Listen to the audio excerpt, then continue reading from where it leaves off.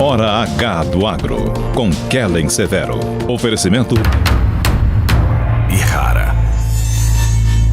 Consórcio Massey Ferguson, a partir de R$ 1.470. Acesse cnmf.com.br.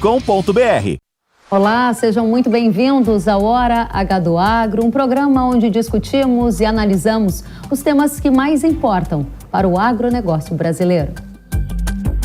Reforma tributária é aprovada na Câmara dos Deputados. Ainda hoje nós vamos saber como o agronegócio será afetado e se haverá aumento de impostos para o setor. Você vai ver também: Brasil assume presidência temporária do Mercosul. Lula volta a falar em criação de uma moeda única para o bloco econômico. E mais, o governo do PT relança programa de aceleração do crescimento, o PAC. A primeira obra ocorrerá na ferrovia Oeste-Leste. E de olho na próxima safra, com perda de renda no campo, a área plantada de milho no Brasil vai recuar, é o que apontam diferentes consultorias de mercado agrícola. Você vai ver também que o agronegócio não tem onde guardar a safra recorde. Um levantamento da Abimac mostra um déficit de armazenagem de mais de 118 milhões de toneladas. E lá em Mato Grosso, você já vai acompanhar montanhas de milho a céu aberto, uma realidade na região de Sorriso, grande município do estado. No cenário externo, a Rússia afirma que não há motivos para renovar o Acordo do Mar Negro, que permite a exportação de grãos e fertilizantes da Ucrânia. Você acompanha a partir de agora tudo isso e muito mais no Hora H do Agro, que já está no ar. A Câmara dos Deputados aprovou em primeiro e segundo turno o texto base da proposta de reforma tributária. Por se tratar de uma proposta de emenda à Constituição, eram necessários pelo menos 308 votos e a proposta de reforma teve 382 votos a favor no primeiro turno e 375 a favor no segundo turno. Agora os parlamentares irão analisar os destaques, que são os pedidos de alteração no texto, para enviar a reforma tributária para o Senado brasileiro. A Frente Parlamentar da Agropecuária divulgou 10 itens da reforma tributária que foram negociados para apoio da bancada do agro ao texto. Vamos conferir. Primeiro deles, você vê alíquota zero dos produtos da cesta básica, alíquota do agro reduzida em 60% da alíquota de referência, isto é, 40%, melhor dizendo, da alíquota de referência. Esta alíquota de referência ninguém sabe até o momento quanto será. Terceiro item, produtor rural, seja ele pessoa física ou pessoa jurídica, que fature até 3,6 milhões por ano, não será considerado contribuinte, podendo optar pelo término caso tenha interesse. Haverá também direito ao crédito presumido nas operações com produtores não contribuintes. O crédito presumido será definido em lei complementar. Mais destaques na sua tela: a produção de biocombustíveis seguirá o que foi aprovado na Emenda Constitucional 123 de 2022 e mais, haverá a exclusão do termo consumo final. O IPVA não incidirá sobre aeronaves e máquinas agrícolas. Está expresso que todos os bens e serviços abrangidos pela alíquota reduzida da contribuição social sobre bens e serviços e do imposto sobre bens e serviços não poderá ter a incidência do imposto seletivo. Além desses pontos sensíveis ao agro brasileiro, como os produtos agropecuários, pesqueiros, florestais e extrativistas, vegetais in natura, alimentos destinados ao consumo humano, produtos de higiene pessoal e insumos agropecuários. Além disso, também, as cooperativas terão regime específico, assegurando o crédito das etapas anteriores. Tem mais, o produtor integrado também não será considerado contribuinte. E, por fim, será garantido o direito aos créditos dos tributos incidentes nos insumos da produção de biocombustíveis. Esses são 10 itens, por isso vocês viram na tela 10 itens separados sobre a reforma tributária e os pontos que foram negociados pela Frente Parlamentar da Agropecuária. Agora a gente vai adiante analisar tudo isso com o presidente do Instituto Pensar Agro, o Nilson Leitão. Nilson, seja muito bem-vindo ao Hora H do Agro. Eu que agradeço a oportunidade, Kelly. A gente que agradece pela sua presença, você que participou ativamente das discussões para essa negociação e que finalmente teve uma aprovação.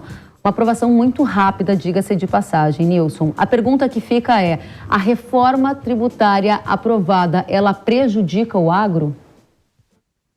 Não, o texto anterior, Kelly, ela realmente era muito ruim, o que foi anunciado pelo menos 24 horas antes. E depois disso, durante todo o dia de ontem, houve a negociação, todo o grupo de trabalho organizado pela área técnica do IPA, com a participação de todas as entidades, as 54 entidades do IPA, já tinha definido quais seriam os itens que seriam caros para o agro, caso permanecesse ausente ou de forma diferente no texto. Isso tudo foi resolvido já no final da tarde, quando o deputado Aguinaldo, relator da matéria, acatou os itens demandados pela Frente Parlamentar da Agropecuária, esses citados aí por você, e quando ele acatou todos eles, não da forma completamente como queríamos, mas temos que entender que iria ser um começo de jogo. É uma alíquota diferenciada para o agro, que já é uma grande vantagem, que era uma das propostas mais inegociáveis para nós no setor, entender que não dá para tratar o agro de forma igualitária. Nós temos uma concorrência com o mundo inteiro. Uma alíquota maior em qualquer país concorrente não passa de 8% da tributação, os que são tributados. Lembrando que o produtor brasileiro é o 22º do mundo em incentivo, em subsídio.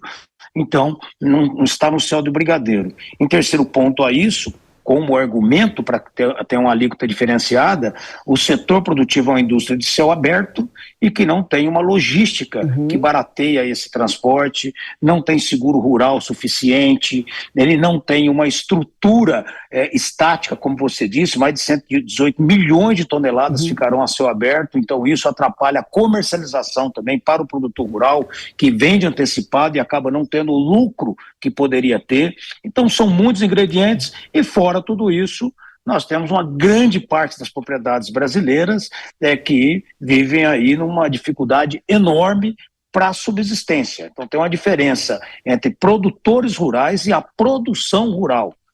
Os produtores rurais, a sua grande maioria, são pequenos e médios. A produção brasileira é grande, mas concentrado em poucas propriedades, em poucos CPFs ou CNPJs. Muito bem, você claramente destacou para a nossa audiência que o agro brasileiro, ele se destaca no cenário global, apesar de contar com pouquíssimos subsídios, muito menos do que os grandes concorrentes nesse mercado mundial de alimentos.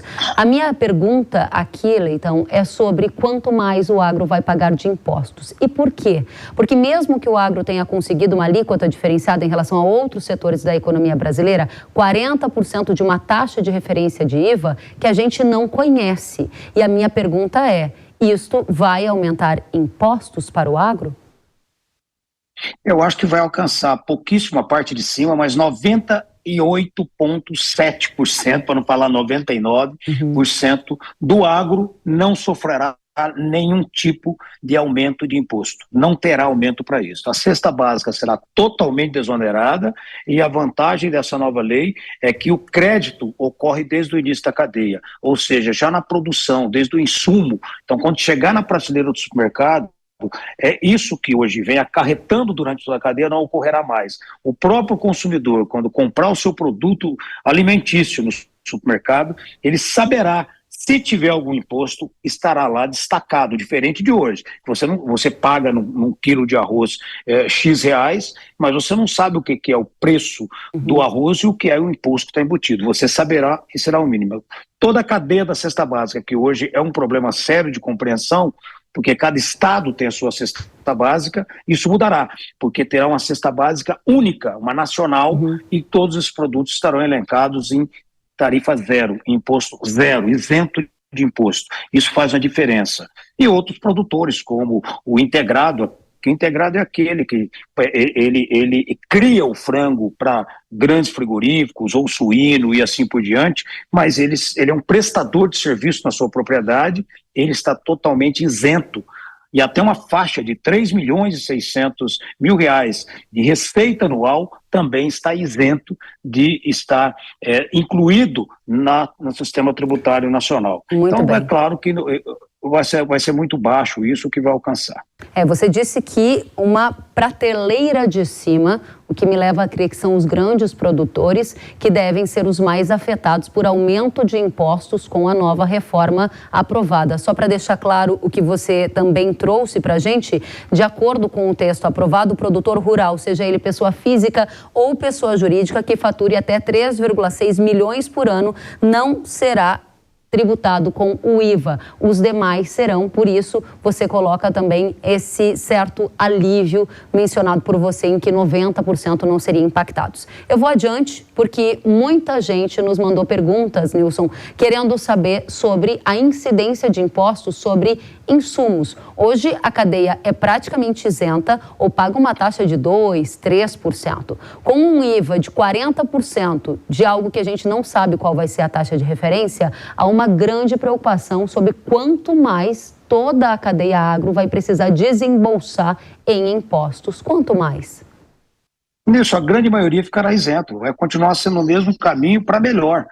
Porque, na verdade, toda a cadeia alimentar não entra no imposto seletivo, então produtos como defensivos, fertilizantes e tudo mais já está também nessa situação separada, garantindo que não haverá aumento do preço de alimento. Esse foi a grande fixação do nosso debate e a grande vitória que o agro teve nesse primeiro momento. O que tem que se compreender é quando se fala que 60% será de isenção, 40% será tributado, pode ser de 25%, pode ser de 30%, pode chegar a 10%, pode chegar a 12%, mas as cadeias que serão com tributo zero, ou aquelas que serão isentas, também vai crescer dentro da lei complementar. Tem que lembrar que é uma proposta que foi aprovada na Câmara Federal em 2 turnos, terá o Senado 2 turnos, terá muito debate e reformulação, e a PEC, ela não tem limite para parar, Kelly. Se tiver as mudanças no Senado, volta para a Câmara tiver qualquer mudança, volta para o Senado novamente, mais uma vez, mais 2, mais 3, mais 10. Não tem limite, até que tenha um acordo que possa chegar. O limite do final desse projeto é que não tenha nenhum aumento de tributo para o agro brasileiro em nenhum tamanho. Ah, vai ter, né? Vai ter, pelo menos na camada mais cima da prateleira, como você disse. Pode ocorrer que tenha por outros fatores. Agora, o crédito vai ter para poder fazer a compensação, nenhum vai ter prejuízo, dizer, olha, vou empobrecer, o governo vai aumentar a sua sociedade comigo. Não há como fazer essa afirmação, ninguém, exatamente porque agora, casa a casa, as cadeias estão entendendo o que foi aprovado. Até esse momento, o crédito está sendo muito bem garantido na cadeia, então o que você compra mais caro, você comprou o insumo e você vendeu o seu produto, você vai ter esse encontro de contas. Então você não vai ter esse prejuízo dentro da sua conta corrente, dentro da sua receita, dentro do seu ganho. Então é muito difícil falar que vai ter aumento de impostos. Eu acredito que não terá até o final do projeto. Muito bem. Nilson Leitão, presidente do Instituto Pensar Agro, que é o braço pensante ali da Frente Parlamentar da Agropecuária, que é a bancada do agro com 347 parlamentares. É do Instituto Pensar Agro que saem também as diretrizes para os parlamentares no Congresso Nacional. Nilson Leitão é o presidente do Instituto Pensar Agro. Eu agradeço demais pela presença, pelos esclarecimentos. Volte sempre. Eu agradeço, Kelly, tem que parabenizar os parlamentares da Frente Parlamentar da Agropecuária. Quem votou nesse projeto negociado pela Frente, negociou pela redução do custo do alimento, pela isenção do pequeno e médio produtor brasileiro e para fazer com que a cadeia alimentar ela seja de fato isenta de tributação. Obrigada, Nilson. Até a próxima. E com a rápida aprovação da reforma tributária, a nossa audiência enviou muitas dúvidas sobre como será a incidência de impostos no agro a partir de agora. Para esclarecer algumas dessas dúvidas, a gente vai receber o coordenador do Núcleo Econômico da CNA, o Renato Conchon. Conchon, seja muito bem-vindo à Hora H do Agro. Prazer estar falando com você e com todos que nos acompanham. Da mesma forma, Conchon. E vamos direto ao ponto. Eu vou pedir para você acompanhar, junto com a nossa audiência, a primeira pergunta que já chegou. Vamos ver. A dúvida é do Estevão Guimarães. Ele enviou uma questão que diz assim: haverá a incidência de novos tributos sobre a produção agrícola? Responde para a gente, Conchon. Boa pergunta do Estevão, Kellen. O que acontece? Essa reforma tributária, quando a gente discute reforma, a gente imagina que agora que aprovou na Câmara e agora vai seguir para o Senado, como o Nilson explicou, o que acontece? Aprovada essa reforma e quando entrar em sanção, em validade, todos os nossos problemas de tributação no Brasil acabaram. Vamos com calma. Essa reforma tributária, ela tratou da tributação sobre o consumo.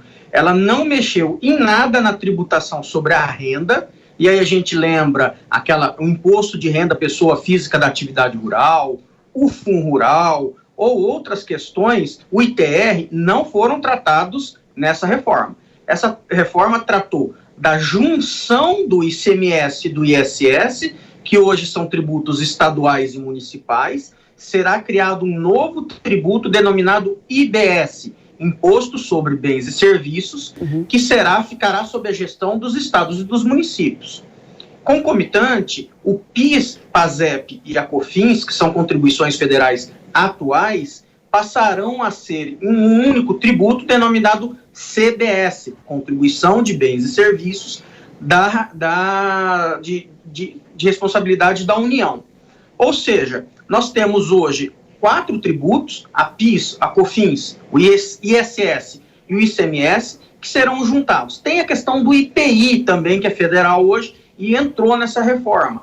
Mas, basicamente, é o seguinte, respondendo à pergunta do Estevão, teremos novos tributos? Teremos a substituição de alguns tributos atuais por novos tributos. A ideia é que, ao longo dos próximos anos, estes novos tributos vão entrando em campo, né, com o aumento gradativo de alíquota e, consecutivamente, a alíquota dos tributos atuais vai reduzindo. Ou seja, são novos tributos, tem a questão da transição, mas a ideia é que, ao final desse processo, os tributos sejam substituídos. Interessante. Eu vou aproveitar para enganchar aqui uma outra pergunta que também veio da audiência, do pessoal da Cultivar, e eles querem saber se o produtor rural pagará mais impostos pela venda de grãos como milho, soja e sorgo. Eu acho que está na mesma direção da primeira pergunta, por isso a necessidade de aprofundamento da sua parte.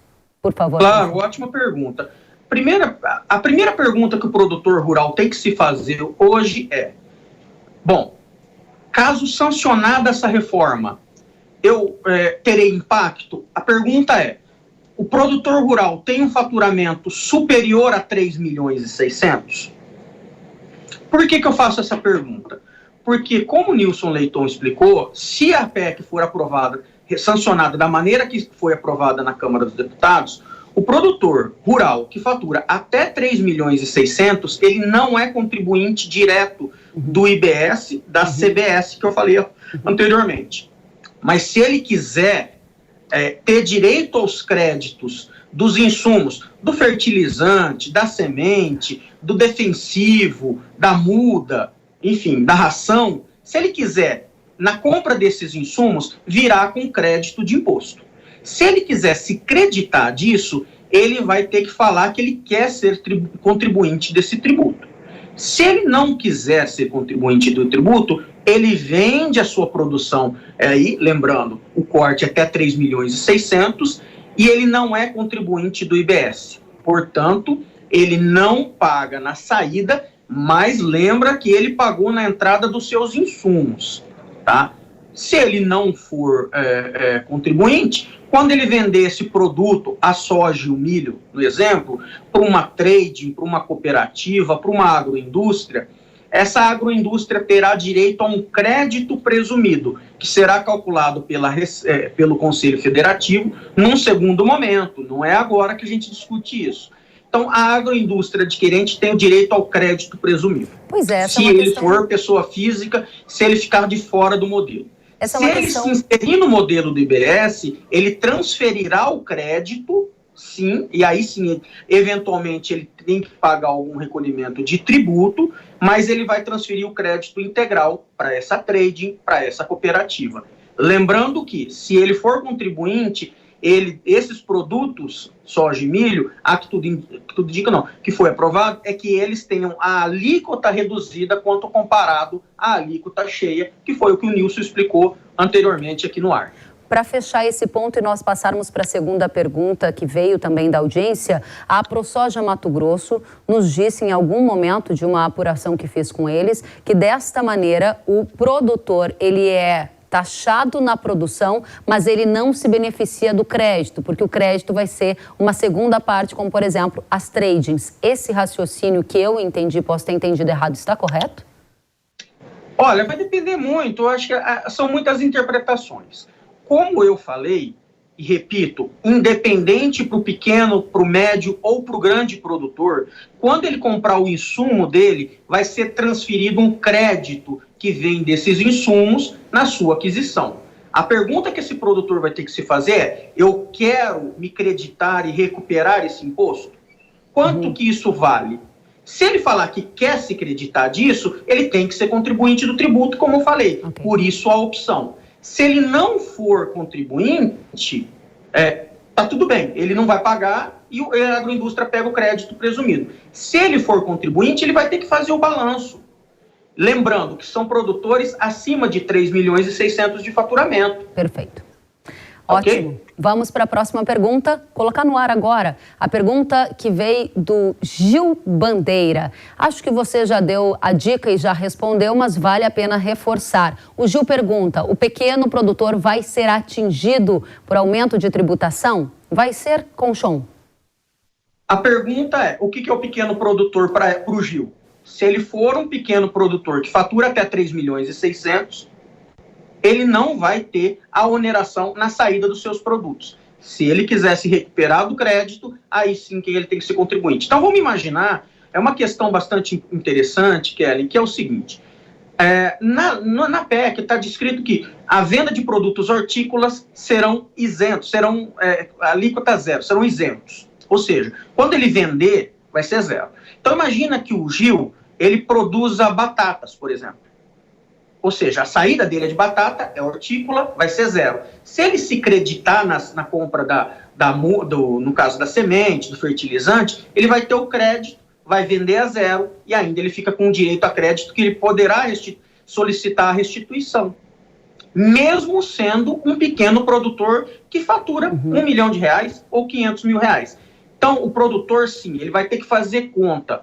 É preciso fazer conta nesse momento, para saber se ele vai querer, se ele vai poder se recuperar desse crédito sobre os insumos ou não. Excelente. Antes de passarmos para a próxima arte com perguntas da audiência, tem muitas outras que eu recebi, por isso eu estou olhando aqui no celular. Você disse há pouco que essa reforma tributária não mexeu no ITR, não mexeu no imposto de renda. Nós recebemos aqui uma pergunta da Carmen Pérez. E o ICSM e o ITR vão sofrer alterações? Vamos lá, Kelly, desculpa. Qual que era o primeiro tributo que você falou? Tá, aqui está escrito ICSM. Será que foi uma inversão? ICSM e ITR. Eu acho que deve ter sido uma inversão. ICSM não existe. Perfeito. Nós temos o ICMS. Deve ter sido uma inversão. Que aí sim, o ICMS, que hoje é um tributo estadual, passa, na tendência, no segundo momento, é que ele morra, né, ao final da transição, e se torne o IBS, que será de competência estadual e municipal, de uma maneira que vai, ao longo do tempo, subindo a alíquota do IBS e caindo a alíquota do ICMS. Okay. Então, esse sim vai mudar. ITR, na questão não. do ITR, não. Essa reforma tributária aprovada na noite de ontem e discutidos os apensos hoje, não mexe no ITR. Continua tudo igual como está atualmente. Muito bem, vamos para mais uma pergunta da audiência. Roda na tela. Quem escreveu para a gente foi o Daniel Marques. E ele diz: a taxação das emissões de gases pela pecuária é verídica? Pergunta do Daniel. Responde para a gente, Conchon. Ótima pergunta, Daniel. Existia a preocupação até na noite de quarta-feira. Existia essa possibilidade. Mas veja só, não é uma taxação da emissão da pecuária. Era a possível incidência, por exemplo, dos tributos, do imposto seletivo sobre alguns produtos que causem mal ao meio ambiente e à saúde pública. Então, poderia haver uma interpretação no futuro que a emissão dos gases prejudica o meio ambiente e assim haveria uma tributação. Diante dessas preocupações, e não era somente essa, tá, Kelly? É importante dizer que, por exemplo, existia uma corrente parlamentar que queria tributar com o seletivo, que é um adicional, os agrotóxicos, os agroquímicos. Por quê? Porque, segundo os argumentos, o pessoal falava como causa mal ao meio ambiente ou à saúde humana, tem que tributar. Era uma preocupação real da CNA. Então, nós endereçamos essa questão no imposto seletivo. E lá nós adicionamos um dispositivo, e foi acatado e aprovado pela Câmara, que diz que os produtos que tiverem uma alíquota reduzida não sofrerão incidência de imposto seletivo. O agrotóxico, o agroquímico, que a gente trabalha com alíquota reduzida, conforme já foi falado, e os produtos alimentares, por exemplo, os alimentos processados, que terão alíquota reduzida, logo não devem ter incidência sobre essa taxação. Então, a preocupação é válida, mas ela não está presente no relatório aprovado a partir de agora. Muito bem. Roda a pergunta que tem mais. Vamos ver? William Buligon, ele mandou uma pergunta para a gente, querendo saber, o setor de máquinas e implementos vai sofrer muita alteração? Responde para a gente, Conchon. Boa pergunta também do William. Vai sofrer alterações. Se é muita alteração, a gente tem que realmente calcular diante dessas novas realidades. Porque, como você falou, é importante primeiro saber o seguinte, qual é a alíquota desse tributo ainda? Estima-se que seja algo em torno de 25%, mas é fato que nós não temos essa alíquota ainda. Então, hoje, é importante dizer para o William que a grande maioria das máquinas e equipamentos, se a gente falar apenas de ICMS, a gente lembra do convênio ICMS 52. A gente já discutiu em outras oportunidades aqui, né, Kelly?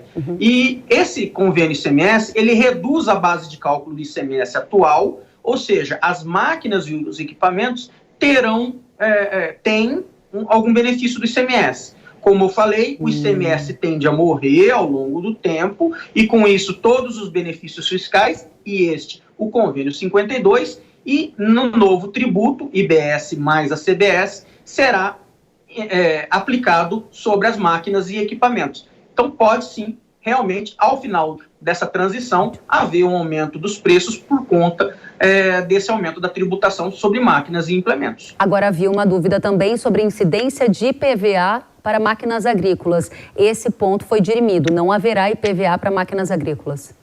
Também, correto. Boa pergunta. Existiu risco. Na noite de quarta-feira, havia a possibilidade de cobrança do IPVA sobre aeronaves para pulverização. E isso, no texto aprovado ontem, nós também conseguimos, junto com a FPA, colocar um destaque, uma emenda, no sentido de que não haverá incidência de IPVA sobre máquinas, equipamentos e aviões de pulverização.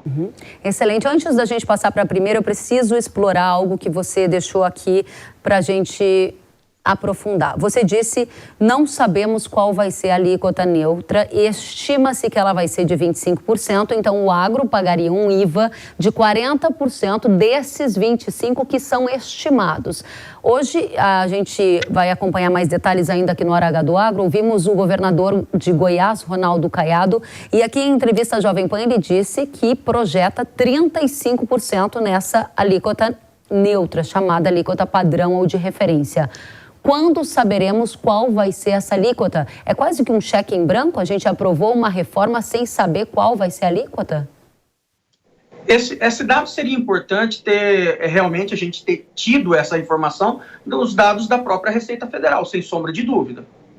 Isso nós não temos dúvida. Agora, é importante destacar que a alíquota do imposto será aquela necessária para fechar o caixa da União, dos estados e dos municípios. Estima-se que seja 25%. Já vi alguns exercícios falando que seria algo em torno de 28. Já vi exercícios falando com 32. Então, realmente, a gente vai meio que tateando no escuro. É importante destacar que a preocupação é real no sentido de saber o limite que nós temos para que não haja um aumento de carga tributária para o setor. E por isso, nós da CNA, junto com outras entidades, vamos agora, ao longo dessa próxima semana, sentarmos, debruçarmos sobre os cálculos para saber exatamente qual que seria esse limite. Porque se a alíquota for 35, 40, é 40% disso. Talvez a gente tenha que brigar por uma redução ainda maior. Quando saberemos qual vai ser a alíquota padrão? O Senado Federal que vai calcular, Kelly. Okay. É difícil. Nós temos projeções e simulações. O dado oficial é importante que se pergunte e se faça diretamente para a Receita Federal. Excelente. Colchon, para dar ritmo, vamos para a próxima. Na tela, pergunta da nossa audiência. O Carlos está questionando se a reforma tributária vai atingir a sucessão de propriedades de pai para filho. Vai, Colchon? Boa pergunta, Carlos. Poderá.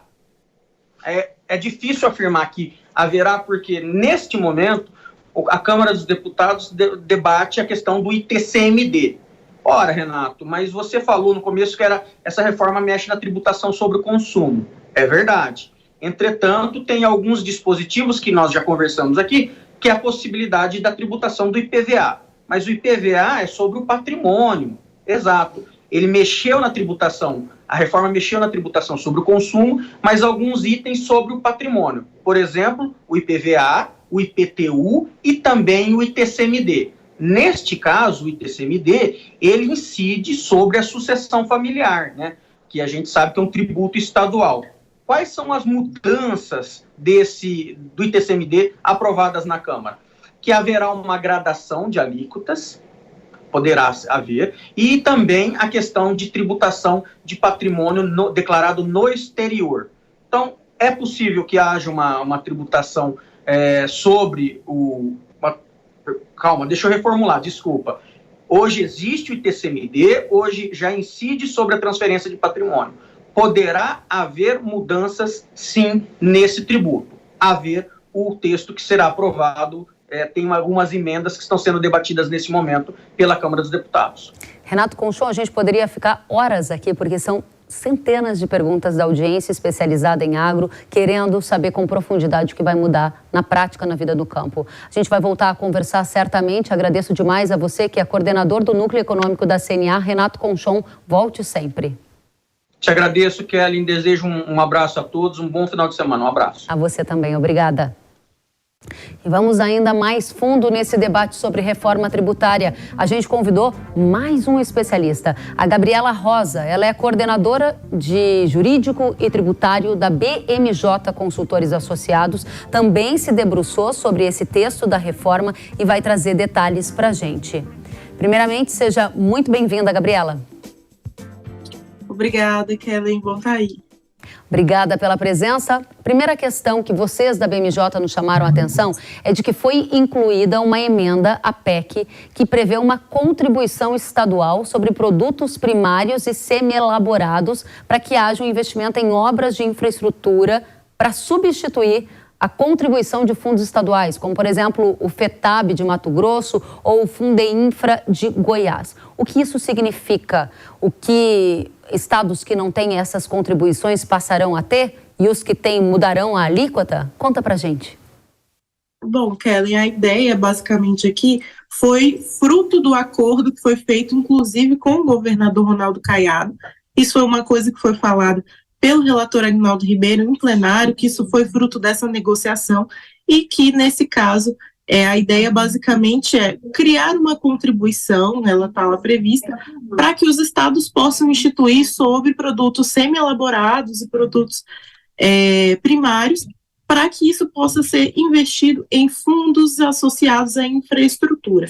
A ideia aqui é que até o ano de 2043, essa cobrança possa ser instituída. O entendimento se isso vai poder gerar novas contribuições ainda é prematuro a gente dizer, mas a tendência é que isso preserve principalmente aquelas contribuições que a gente tem. A verdade é que isso poderia ter sido uma oportunidade para para extrair essa contribuição que foi foco de muita dificuldade e muita retração pelo próprio setor que se viu, de alguma forma, prejudicado nesses estados que implementaram, mas em vez de ter essa oportunidade de extrair, foi preservada essa contribuição e, de certa forma, garantida até 2043, que é um período mais extenso até que a transição dos tributos. 2043, só para deixar claro, até 2043, essa contribuição incidindo sobre o agro para fins de melhoria de infraestrutura, que é o que está escrito, e isso para estados que não têm esse fundo pode gerar a formação desse fundo, ou seja, uma contribuição adicional incidindo sobre o setor agro. É isso que eu entendi, está correto, Gabriela? É uma possibilidade de os outros estados que não estão nesse contexto, mas que se insiram na janela temporal que está prevista na proposta, venham a incorporar aí essa contribuição. Outro tema que eu gostaria de tratar com você é como vai ser a forma e o prazo para ressarcir os créditos da exportação. Isso ficou claro?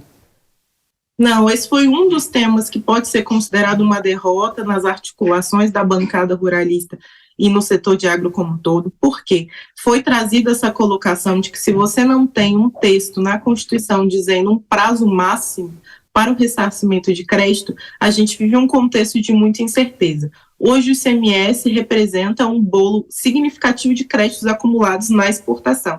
E o que a PEC aprovada prevê é que uma lei complementar irá dispor sobre a forma e o prazo. Então, a garantia, neste momento que a gente tem, é nenhuma de que esse prazo pode realmente ser curto. Significa, então, que a saída do imposto está garantida, mas o retorno via crédito não está? Exato. E aí é um problema. Quando a gente está falando de desoneração das exportações condicionada ao pagamento do crédito, aquele exportador só realmente vê essa desoneração quando o crédito é devolvido. E aí, quando a gente não tem um prazo, tem um risco aí de ter créditos acumulados, como a gente tem no sistema hoje. Era exatamente isso que eu ia te perguntar. Né? Foi criado o conselho para viabilizar isso, de alguma forma evitar que isso aconteça. Mas existem outras oportunidades, outras situações na nossa Constituição que uma lei complementar é prevista para regulamentar a matéria e a lei nunca saiu. Então, é um risco que se tem em mente. O que você está dizendo como advogada tributarista, como especialista em tributos aqui no Brasil, é que pela sua vivência, pela sua história, quem espera créditos, o governo devolver algum dinheiro, está esperando há bastante tempo, porque isso, na prática, pouco ou nunca funcionou aqui no país? Isso é uma realidade que não necessariamente os estados que não fazem a devolução dos créditos fazem porque eles embolsam esse capital, que de alguma forma eles não querem fazer essa devolução. Mas quando a gente está falando de uma cadeia produtiva complexa como a do agro, existem vários elementos, vários elos na cadeia que se perpassam por diferentes estados. E aí a realidade que se coloca é cada estado quer de alguma forma passar a conta para o outro. Então, não, essa operação aconteceu uma parte aqui, eu apenas fiz a operação de envio da mercadoria, eu fiz apenas a parte relacionada à questão aduaneira e portuária. Então, eu não tenho a obrigação de devolver esse crédito. Essa é uma resposta que, por exemplo, estados como São Paulo sempre dão e de alguma forma tentam devolver a conta para estados como Mato Grosso do Sul, que ficam com o grosso da cadeia produtiva. Ok. Última pergunta, quando que a nova regra da reforma tributária vai entrar em vigor? A gente teve aprovação na Câmara, a data esperada é quando, Gabriela? A gente tem uma cadeia, um cronograma que foi criado. Basicamente, a gente tem uma janela de alguns anos, ela foi inclusive encurtada nesse processo de negociação, mas basicamente a gente tem uma expectativa do governo de enviar uma transição, uma regulamentação em 2024. Aí a gente tem, a partir de 2026, a cobrança de uma alíquota teste de 1% do IVA dual, ou seja, 0,1% do IBS e 0,9% da CBS. A partir de 2027, a gente tem a cobrança integral dessa contribuição sobre bens e serviços, e entre 2029 e 2032, a gente tem a cobrança do IBS, que acontece aquela janela que a gente ouviu agora há pouco, que é o ICMS vai decaindo, sendo cobrado cada vez menos, e o IBS é cobrado cada vez mais. Muito bem. Gabriela Rosa, coordenadora de Jurídico e Tributário da BMJ Consultores Associados, obrigada pelos esclarecimentos. Volte sempre. Eu que agradeço. Até a próxima.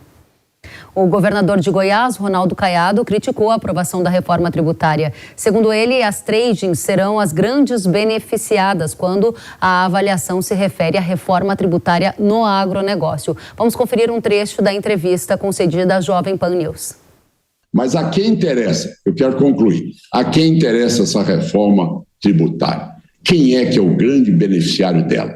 As grandes indústrias do país. Nós produzimos mais de 30 milhões de toneladas de grãos no estado de Goiás e, de repente, tudo aquilo que eu arrecadar e que for exportado, que a grande maioria, quase 80%, tudo aquilo eu vou entregar para trading, que nunca na vida plantou um pé de soja, de milho, e de repente vai ser a grande beneficiária. Ela é o destino final. Destino final é quem importou. Então, tudo aquilo que nós goianos aqui trabalhamos, os brasileiros produziram, tudo aquilo vai ao destino. O destino é quem? A exportadora. Esse está batendo palma hoje. Esse sim.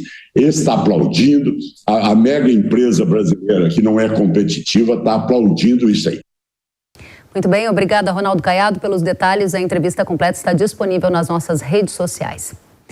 E agora a gente vai para um rápido intervalo e na volta você vai ver que o Brasil assume a presidência do Mercosul. O presidente Lula volta a falar em criar uma moeda única para o bloco econômico. O que isso vai significar na prática para o comércio agrícola do agro? A gente conta a seguir. Eu espero você.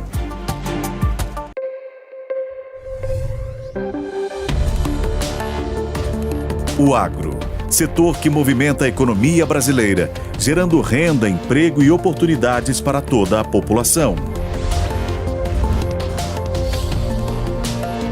Hora H do Agro, com Kellen Severo. Precisando de uma nova máquina para aumentar a sua produtividade? Aqui no Consórcio Nacional Massey Ferguson lançamos o Grupo 377. Com ele vem vários benefícios exclusivos para você, como planos em até 10 anos para pagar, sem juros, sem taxa de adesão e parcelas reduzidas a partir de R$ 1.470. Aproveite e procure a rede de concessionárias Massey Ferguson. Quer saber mais? Acesse www.cnmf.com.br ou entre em contato pelo WhatsApp 11 9 30 16 03 16. Sabia que o Brasil é um dos maiores produtores de soja e milho no mundo? Esse mercado movimenta mais de 70 bilhões de dólares anualmente e tem muitas oportunidades. Com o curso de comercialização de soja e milho da NIL, você aprende a negociar preços em bolsas internacionais e proteger seu capital. O professor João Birkan tem mais de 60 anos de experiência e vai te ensinar como ganhar dinheiro no agronegócio. Garantir uma taxa melhor do dólar para daqui a 12 meses. Esse curso é ideal para você que quer trabalhar com trading de soja e milho no mercado financeiro e para você que é produtor e quer potencializar os lucros com sua safra. Ingresse no setor que mais cresce no Brasil. Acesse nilcursos.com.br e inscreva-se.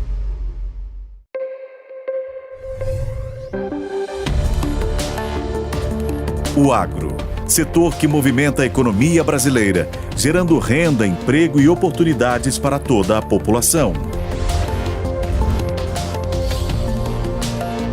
Hora H do Agro, com Kellen Severo. Estamos de volta com Hora H do Agro, aqui na tela da Jovem Pan News. O Brasil assumiu nesta semana a presidência temporária do Mercosul, bloco econômico composto por Brasil, Argentina, Paraguai, Uruguai e Venezuela. Durante a cúpula do Mercosul, o presidente Lula voltou a citar a criação de uma moeda única. Vamos conferir. Em 2022, o intercâmbio intra-Mercosul somou 46 bilhões de dólares. Não é pouco, mas está abaixo do auge registrado em 2011, de 52 bilhões de dólares.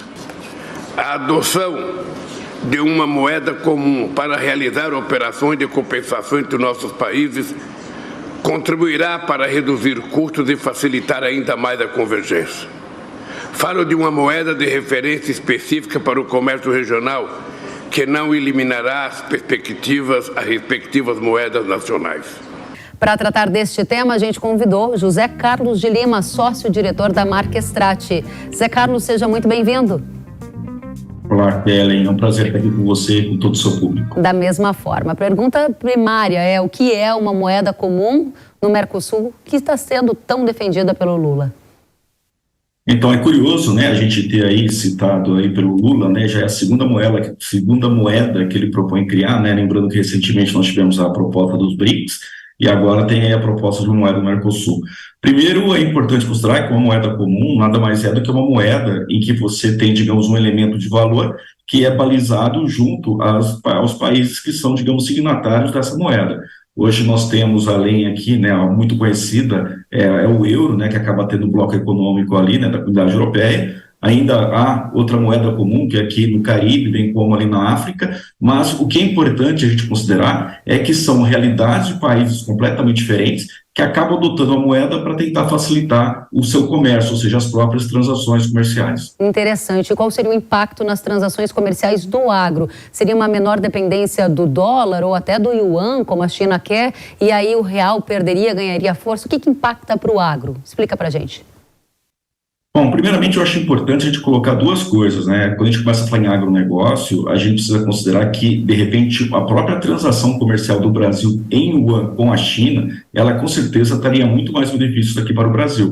Até porque a partir do momento que você pode vender um produto nacional para a China e a China pagar em yuan, na prática isso significa que o Brasil poderia driblar uma situação política, uma política interna que a China tem, que tem a ver diretamente com o volume de dólares que dá entrada no país. Ou seja, hoje um importador chinês ele tem uma cota de importação que é uma preocupação do próprio governo com relação à entrada de dólares do próprio país. O que acontece? A partir do momento em que você passa a ter uma transação feita em yuan, você teria muito mais possibilidade dos exportadores brasileiros aceitarem ou de repente vir a ter um mercado consumidor maior na China. Ou seja, nessa realidade, eu vejo o yuan muito mais interessante do que a própria moeda que está sendo proposta para o Mercosul. Até porque o Mercosul foi criado lá em 1991, nós estamos falando aí praticamente, né, mais de 20 anos, né, há 30 anos que a gente teve esse Mercosul criado, e desde então o que nós temos notado é que a Argentina tem cada vez menos tido relevância na economia aqui do Brasil.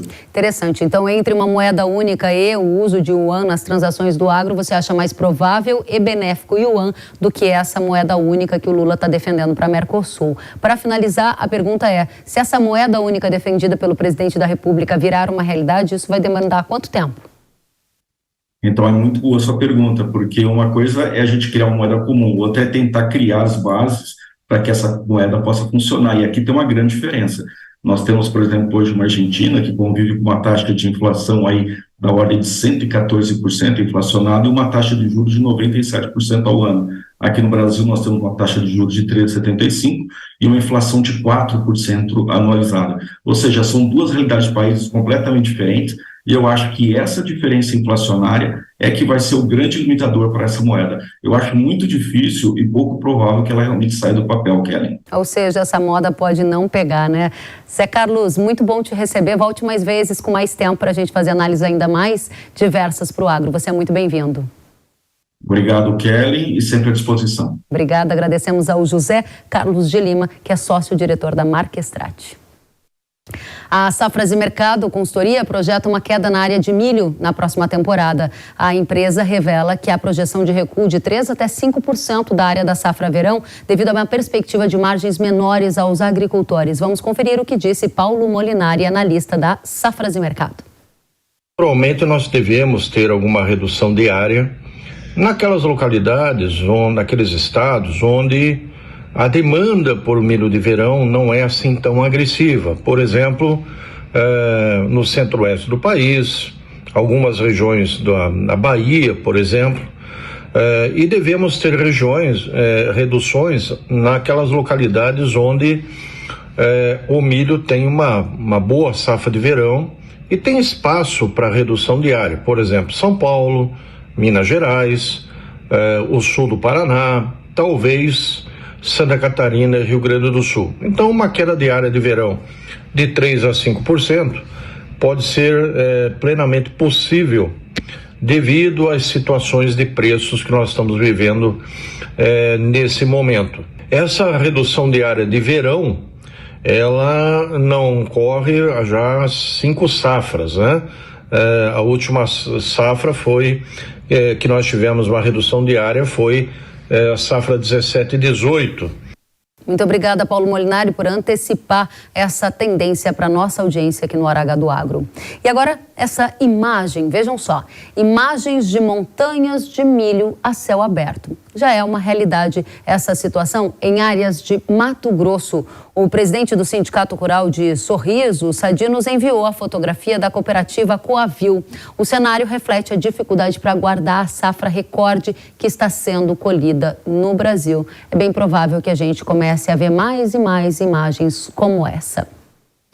Isso é reflexo da dificuldade para guardar esse grão, falta armazém no país. Inclusive, um levantamento realizado pela Associação Brasileira da Indústria de Máquinas e Equipamentos, a ABMAQ, revelou que a estrutura para armazenagens de grãos no Brasil nos últimos anos não cresceu no mesmo ritmo que a produção agrícola. A produção agrícola cresceu muito mais.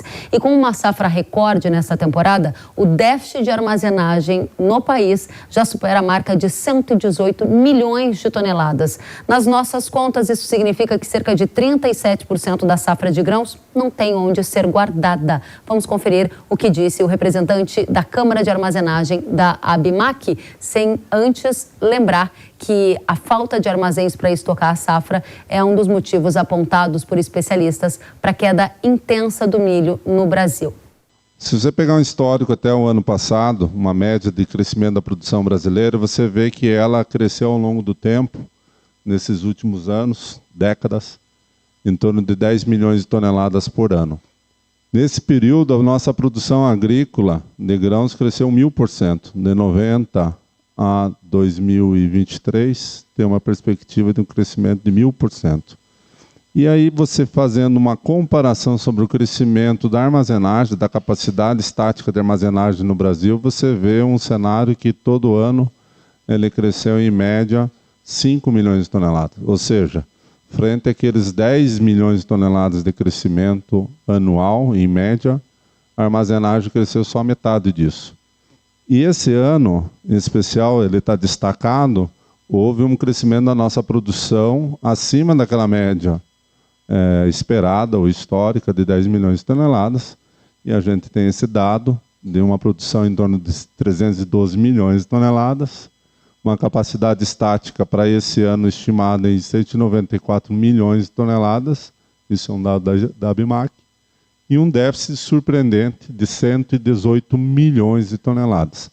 Ele salta do ano passado de 83 milhões para 118 milhões de toneladas, em apenas um ano. Vale lembrar que a falta de armazéns para estocar a safra é um dos motivos apontados por especialistas para a queda intensa do milho no Brasil. Sem essa infraestrutura, os agricultores precisam liberar o cereal em um momento de maior oferta do grão no campo, o que faz também com que os preços tendam a recuar. E ainda falando de grãos, a Rússia informou nesta semana que não vê motivos para renovar o Acordo do Mar Negro, que expira no dia 17 de julho. O tratado assinado entre russos e ucranianos permitiu durante a guerra que as exportações de grãos e fertilizantes ocorressem pelo Mar Negro em segurança.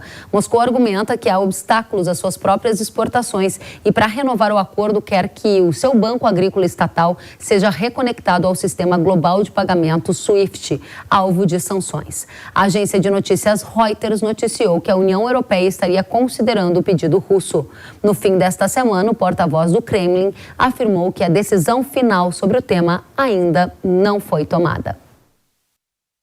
E o governo anunciou a primeira obra do Programa de Aceleração do Crescimento, o PAC, que ocorrerá na Ferrovia de Integração Oeste-Leste. O lote da ferrovia lançado nesta semana terá 130 quilômetros de extensão e vai passar por 7 municípios baianos. A ferrovia vai permitir o escoamento de minério da região sul do estado e de grãos do oeste baiano. Segundo o governo, o percurso total da ferrovia terá mais de 1.000 quilômetros e vai ligar o porto de Ilhéus, na Bahia, a Figueirópolis, no Tocantins, ponto em que se conectará com a ferrovia Norte-Sul. E agora é a hora do manejo aqui no Hora H do Agro. Você já ouviu falar em podridão das vagens na cultura da soja? Esse é um problema que tem chamado a atenção de muita gente e nós vamos tratar disso a partir de agora. Para essa conversa, a gente recebe o Andrei Boico. Ele é gerente de desenvolvimento de mercado da Yara. Seja muito bem-vindo, Andrei. Muito obrigado, é um prazer estar aqui com vocês. Da mesma forma, você viaja muito pelo Brasil. Qual é o cenário dessa doença no país? É uma doença? É uma doença nova, que surgiu com maior severidade há 3, 4 safras e que tem causado muita preocupação, especialmente no Mato Grosso, na região do Médio Norte, que nós chamamos também de região da BR-163. Ela tem causado danos expressivos, 30% até 40% de perda de produtividade, porque ela afeta diretamente o grão de soja, que é o principal e único componente de produção da lavoura. Então ela provoca muitos prejuízos para o agricultor. É uma doença que ainda não se sabe muita coisa. Recentemente se tem mais informações sobre o agente causal, o patógeno que causa essa doença. Interessante, você disse que não se sabe muita coisa. Por isso, inclusive, a gente pediu ajuda de pesquisadores para a gente compreender esse cenário. Vamos ouvir o que o pessoal do Fitolab tem para nos dizer. Essa sintomatologia a gente vem observando desde 2018, aqui no Médio Norte Mato Grossense, na região da 163. E a gente tem observado isso principalmente nos materiais indeterminados, tá? E na safra 2020-21-22, a gente teve uma incidência muito alta dessa problemática. Danos de praticamente aí de 30% até 50% de grãos avariados dentro da cultura da soja. Então essa doença ela comete aí na cultura da soja, a gente tem observado essa sintomatologia já na fase final, próximo aí depois de 80 dias de emergência. Isso está muito associado também à condição climática, ou seja, chuvas, precipitação depois dos 50 a 70 dias. E aí a gente tem uma maior frequência dessa sintomatologia e isso independe de variedades. Tá? O que a gente observa é uma sensibilidade dos materiais que são mais doentes do que outros. E a gente também está trabalhando hoje com a questão de manejo, envolvendo a presença de palha, escolha de materiais. A gente vem trabalhando também com a questão de tratamento de semente e trabalhar o programa de fungicidas como um todo, não exclusivamente focado na anomalia, mas sim em reduzir o dano das manchas, principalmente mancha-alvo, cercóspora e antracnose, dentro da cultura da soja. Muito bem, a gente continua buscando essas respostas e a pergunta para você, Andrei, é o que a Yara está fazendo para auxiliar os agricultores no manejo desta doença? A Yara é uma empresa de pesquisa e desenvolvimento. A nossa missão é contribuir para que a agricultura brasileira continue alimentando e movendo o mundo. E a gente faz isso levando produtos para que o agricultor possa resolver os problemas que ele tem, inclusive a podridão das vagens. Nós temos um portfólio de fungicidas para a cultura da soja, produtos que têm alta eficácia para o manejo das principais doenças que já existem na lavoura, como, por exemplo, ferrugem, as cercósporas, DFCs, a mancha-alvo. Então nós temos o Fusão, o Sugoi, Absolute Fix e também o Aprove. São produtos registrados e de alta eficácia. Nós oferecemos esses produtos para o agricultor resolver esses problemas e nós sabemos que esses fungicidas também têm alguma eficácia para diminuir a severidade da podridão das vagens. Além do uso dos fungicidas, que outras formas de manejo são eficientes para conter o problema da podridão? Isso é muito importante porque o fungicida isoladamente ele não vai resolver o problema. Vai ser necessária a adoção de uma série de práticas, o Dr. Éder falou um pouco sobre isso, desde a escolha da cultivar mais adequada, que tenha maior tolerância à doença, o plantio na melhor época, um correto manejo da fertilidade do solo, escolha de sementes de sanidade comprovada, o uso de tratamentos de semente, a manutenção de uma camada de palha, ou seja, uma série de práticas de manejo que vão ser extremamente importantes para ajudar a diminuir a severidade dessa doença. O fungicida faz parte disso e nós podemos ajudar os agricultores exatamente nesse quesito. Que bom, Andrei. A gente quer sempre mais ferramentas para ajudar no manejo das lavouras, para incrementar a produtividade e renda no campo. Volte sempre, você é muito bem-vindo. Agradeço o convite, muito obrigado. Obrigada, Andrei Boico, gerente de desenvolvimento de mercado da Yara. Muito bem, obrigada pelas explicações dos pesquisadores, dos profissionais. E a gente segue adiante porque eu tenho um recado para você. Muitas lavouras vêm sofrendo com o quebramento de hastes e o apodrecimento de vagens nas últimas safras. Estudos de diferentes instituições identificaram que uma das causas pode ser a ação dos fungos Diaporte, Pomófisis e Coletótricum. Neste cenário, o uso de fungicidas robustos é essencial. E a Yara tem um portfólio de alta tecnologia para proteger a rentabilidade da sua lavoura. A proteção começa na semente, por isso trate as suas com Certeza N. Quer um fungicida imbatível no controle das doenças? Vá de Fusão, de eficácia comprovada pelos especialistas. E conte também com o fungicida premium mais completo do mercado, Sugoi. E a Prove é o fungicida para soja com amplo espectro para o controle de diversas doenças. Acesse irrara.com.br ou o QR Code da tela e saiba mais. O Hora do Agro fica por aqui. Muito obrigada pela companhia de todos. A gente se vê na próxima semana. Até lá. Tchau, tchau.